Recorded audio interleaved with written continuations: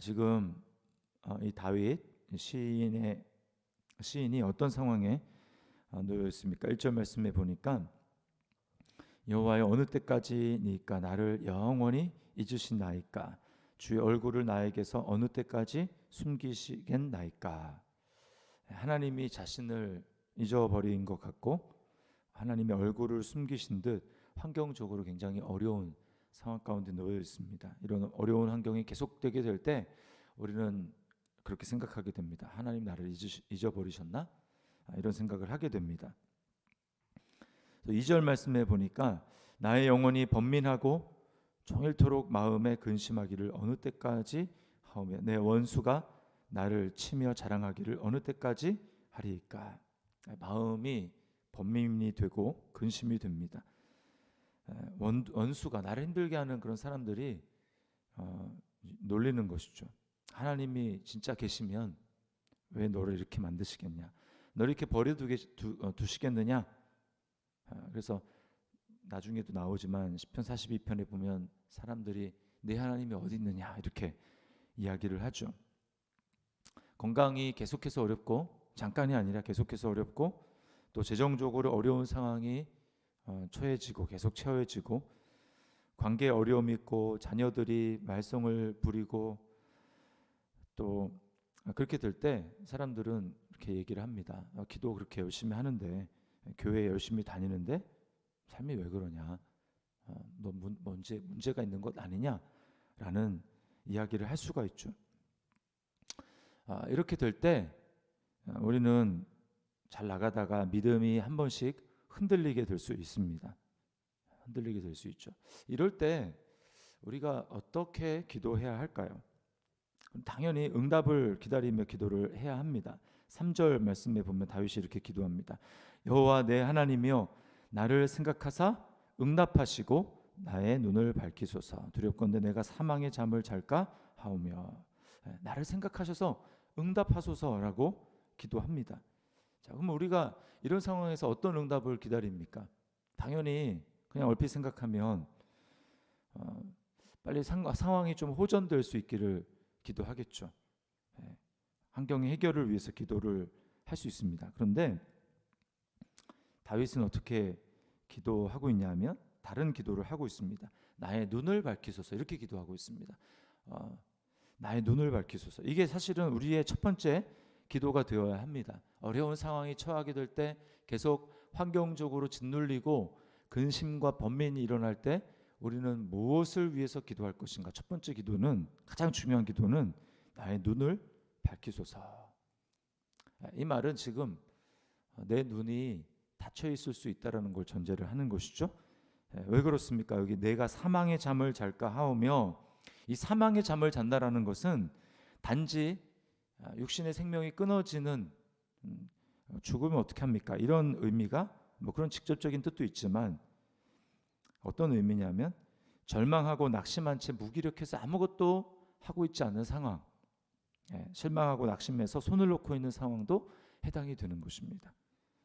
하나님을 부인할 수는 없는데 그렇다고 적극적으로 신뢰해서 무엇인가 하지도 못하는 그런 상황.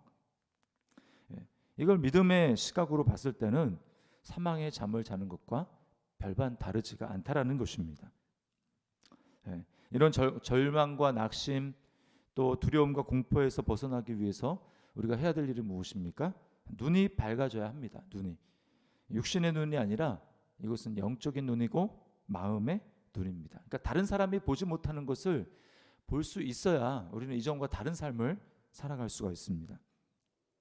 구약에 보면 엘리사 선지자가 나오는데 엘리사 선지자가 하나님의 영이 함께하니까 적국에 대한 일거수일투족을 다 알죠. 그래서 아람이라는 군대가 이스라엘을 치기 위해서 우리가 제일 먼저 해야 될 거는 엘리사를 쳐야 된다. 엘리사. 그래서 엘리사가 있는 도단성을 포위를 합니다. 겹겹이 포위를 하는데 아침에 일어나 보니까 이 엘리사의 종 게하시가 겹겹이 둘러싼 아람 군대를 보고 깜짝 놀라고 너무 두려워서 이제 우리가 죽었다. 이제 우리는 끝났다. 이렇게 이야기를 합니다. 근데 엘리사는 너무나 태연해요. 왜 그렇습니까? 엘리사는 영적인 눈이 열려 있습니다. 눈이 열렸죠. 그래서 단지 그 상황, 아람 군대가 포위하고 있어서 이제 우리 죽게 됐다. 이게 보통 사람들의 보는 눈이죠. 근데 엘리사는 뭘 봤냐면 이 포위하고 있는 아람 군대 그 뒤에 더 큰 원을 그리고 포위하고 있는 하나님의 천군 천사들을 봤습니다. 불병거와 불말들을 봤습니다. 그러니까 어떻게 할까요? 그런 사람은 환경을 보고 막 무서워하지 않습니다. 빙긋이 미소를 짓겠죠. 그리고 그런 환경들, 어려운 환경들에 조금 더 아랑곳하지 않고 평상시에 본인이 하던 일을 계속하는 것입니다. 계속 사명을 감당하는 것입니다. 스데반도 마찬가지죠. 돌로 침을 당해서 죽게 됐을 때 스데반은 얼굴이 천사와 같았다 이렇게 이야기를 합니다. 뭘 봤어요? 뭘 봤습니까?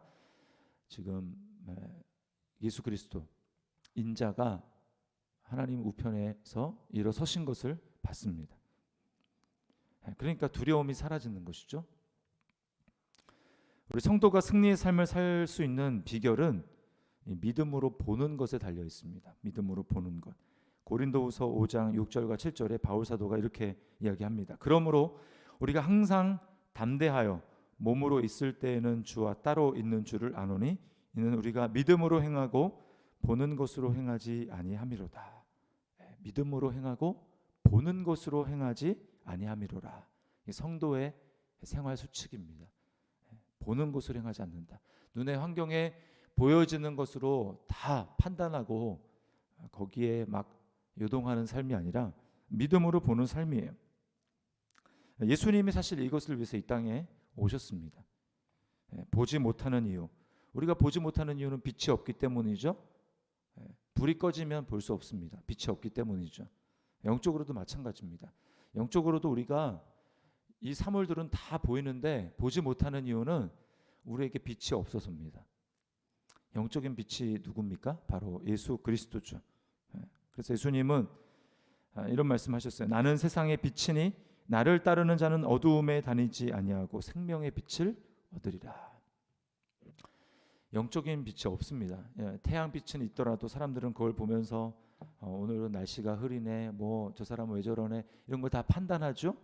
영적으로도 마찬가지입니다. 영적인 태양, 영적인 빛은 예수 그리스도입니다. 그 예수 그리스도의 빛이 밝게 비춰지게 될 때 사람들은 비로소 눈이 열려서 영적인 세계를 보는 것이죠.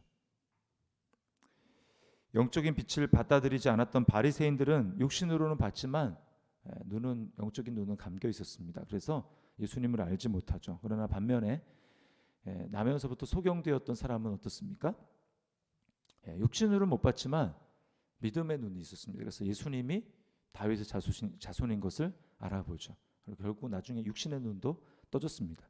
우리에게 정말 중요한 것은 내가 영적으로 볼 수 있는가라고 하는 것입니다. 더 심각한 것은 육신의 눈으로는 보는데 영적으로 보지 못하는 것입니다. 그래서 예수님이 우리 안에 충만하게 임재하시게 될 때 그 찬송가 고백과 같이 내 영혼의 햇빛 비치니 영혼의 햇빛이 비쳐야 합니다. 내 영혼의 햇빛 비치니 주 영광 찬란해. 이 세상 어떤 빛보다 그 빛 더 빛나네. 이렇게 고백할 수 있는 것이죠.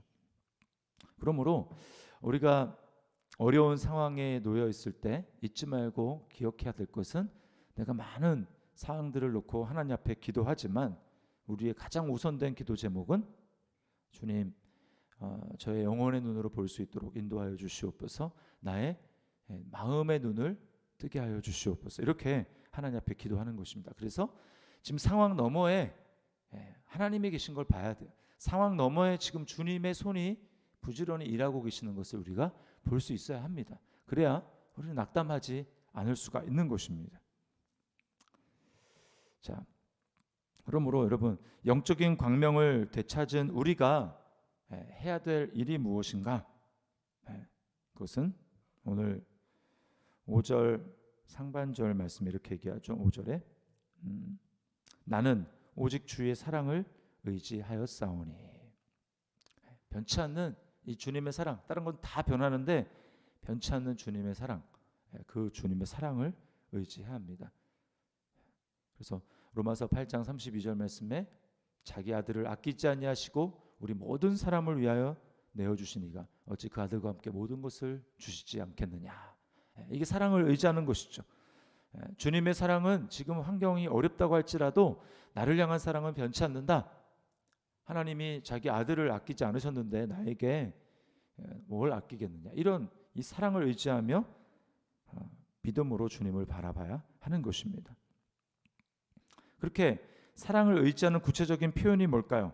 표현. 그것은 기뻐하고 찬송하는 것입니다. 기뻐하고 찬송하는 것.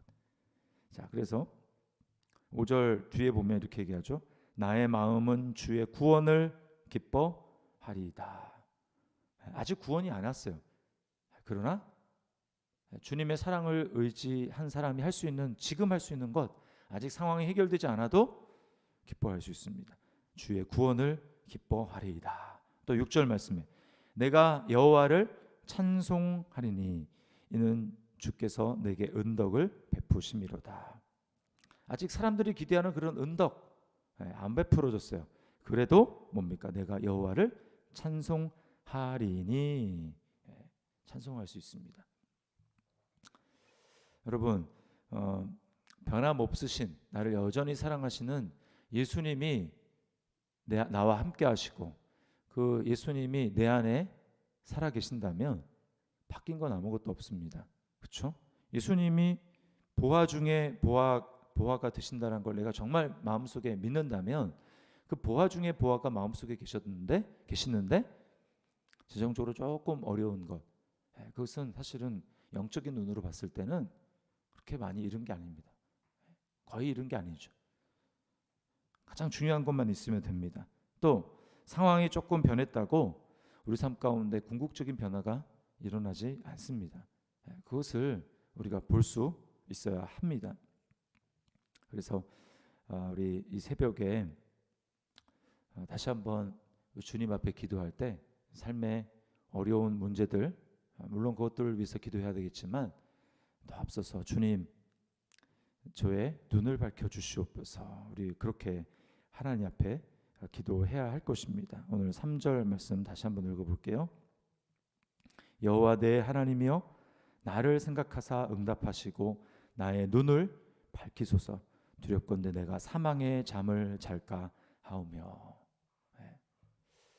성도는 영적으로 깨어있는 삶을 살아가는 것입니다. 그러므로 오늘 하루를 하나님 앞에 이런 기도했으면 좋겠습니다.